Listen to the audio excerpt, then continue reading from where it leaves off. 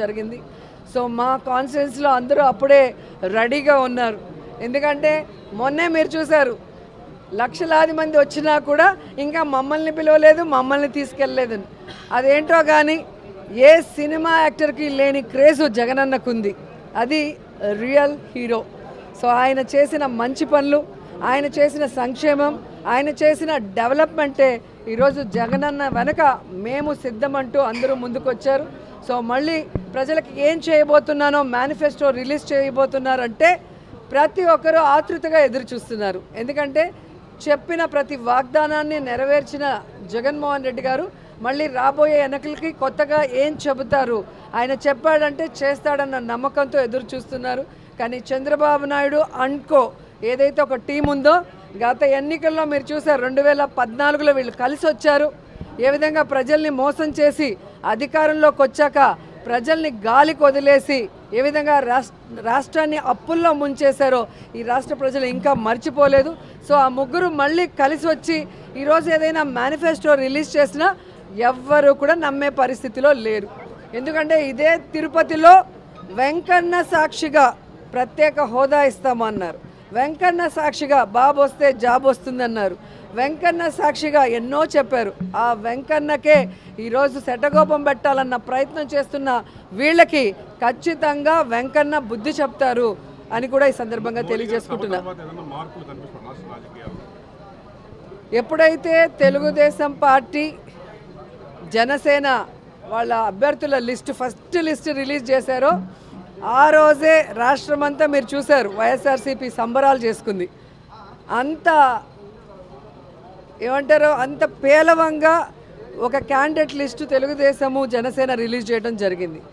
మొన్న ఈ ముగ్గురు కూటమి ఏదైతే ఉందో బీజేపీ తెలుగుదేశం పవన్ కళ్యాణ్ మీటింగ్ జరిగిందో దాంతో అందరికీ అర్థమైపోయింది 175కి 175 వైఎస్ఆర్ కాంగ్రెస్ పార్టీ రాబోతుంది, మళ్ళీ జగనన్నే ముఖ్యమంత్రి కాబోతున్నారని. ఎందుకంటే ఈరోజు ఈ మీటింగ్కి బీజేపీ వాళ్ళు జనసేన వాళ్ళు అందరూ కూడా బాయ్కాట్ చేశారు. అండ్ సీనియర్ మోస్ట్ లీడర్స్ ఎవరైతే తెలుగుదేశం పార్టీకి పనిచేశారో వాళ్ళు కూడా ఈరోజు సీట్ల పంపకాల్లో ఎంత దూరంగా ఉన్నారో మీరు చూస్తున్నారు.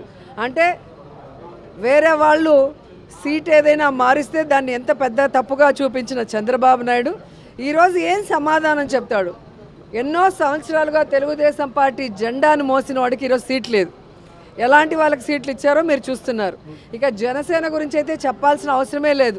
24 సీట్లు అన్నాడు, గాయత్రి మంత్రం అన్నాడు, అశోక చక్రంలో ఊచలు అన్నాడు. ఇప్పుడు 21కి ఇంకా త్రివిక్రమరావు డైలాగ్ రాసిచ్చినట్లేడు, అది చెప్పట్లేదు. ఆ 21లో కూడా దాదాపుగా 11 తెలుగుదేశం పార్టీ వాళ్ళు, మిగతా వాటిలో మెజారిటీ వైఎస్ఆర్ కాంగ్రెస్ నుంచి వెళ్ళిన వాళ్ళే ఉన్నారు.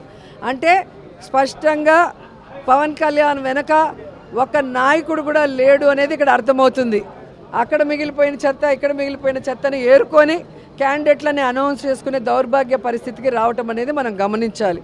అండ్ ఈరోజు సీట్ల పంపకాలు కూడా కాన్స్టిట్యున్సీలు ఎంపీలు కానీ ఎమ్మెల్యేలు మీరు చూస్తే ఎవరెవరికి ఏం అలాట్ చేశారో మీకు పూర్తిగా అర్థమైపోతుంది. చంద్రబాబు నాయుడు బీజేపీని జనసేనను మోసం చెయ్యాలి అన్న ఆలోచనతో సీట్ల పంపకాలు ఎలా చేశాడు, ఆ సీట్లలో కూడా తన అభ్యర్థుల్ని ఎలా పంపించి పెట్టుకున్నాడో చూశారు. కాబట్టి ఒకరికి ఒకరు పడక మొత్తం ఆ కూటమి అంతా. అందరికీ హాయ్ అండి. ముఖ్యంగా జన సైనికులకి వీర మహిళలకి నాది ఒక చిన్న విన్నపం అండి. నేను ప్రొఫెషనల్గా కమెడియన్ అయి ఉండొచ్చు కానీ పర్సనల్గా 80% మార్కులతో బీటెక్ కంప్లీట్ చేసి ఈ సమాజం మీద, రాజకీయాల మీద, అలాగే వ్యక్తుల మీద, విలువల మీద, అన్నిటి మీద అవగాహన కలిగిన ఒక వ్యక్తిని నేను కూడా. ఆంధ్రప్రదేశ్లో ఓటు హక్కు ఉంది కాబట్టి జరుగుతున్న విషయాల మీద మాట్లాడే హక్కు నాకు కూడా ఉందని నేను మాట్లాడుతున్నాను.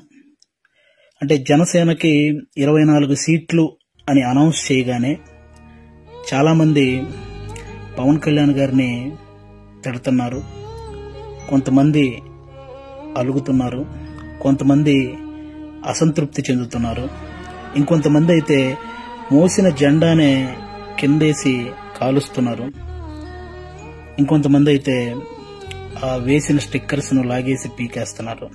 ఇవన్నీ చూసి నిజంగా మనసుకి చాలా చాలా చాలా బాధ అనిపించింది. ఒక్కసారి ఆవేశంతో కాకుండా మీ ఆత్మసాక్షిగా ఆలోచించి చెప్పండి, తన నమ్ముకున్న ప్రజలను కానీ తనతో నడుస్తున్న నాయకులను కానీ మోసం చేసే వ్యక్తిత్వం పవన్ కళ్యాణ్ గారికి ఉంటుందా అండి? పెట్టిన పార్టీకి సపోర్ట్ చేసే మనమే ఇంత ఆలోచిస్తే ఒక పార్టీ పెట్టిన వ్యక్తి ఇంకెంత ఆలోచించుంటాడు? ఒక డెసిషన్ తీసుకోవడానికి తనలో తాను ఎంత మదనపడి ఉంటాడు? ఇది ఒక్కసారి ఆలోచించాలని మనస్ఫూర్తిగా కోరుకుంటున్నాను. 10 సంవత్సరాలుగా ఎటువంటి అవినీతి చేయకుండా తన సొంత కష్టార్జితంతో పార్టీని నడుపుతున్న గొప్ప నాయకుడు పవన్ కళ్యాణ్ గారు.